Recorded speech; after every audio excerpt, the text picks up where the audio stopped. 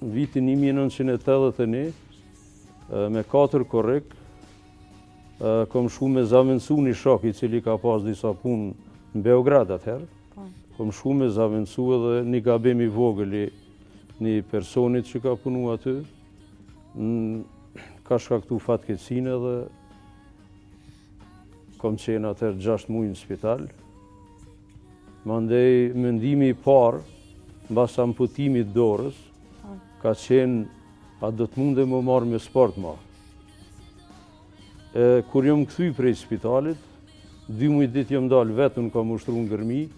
njëherë s'ko mund as 20 metra me vrapu, mirë po gradualisht kom ushtru në mal vetë, edhe kur e kom fitu një përgatitje fizike, jom shku në klub, ku I kom pas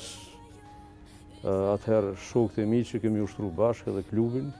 edhe jom kyç, mandej gradualisht jom marrë të mësu, sepse ka qenë një jetë e re, unë jom mësu me 2 durët,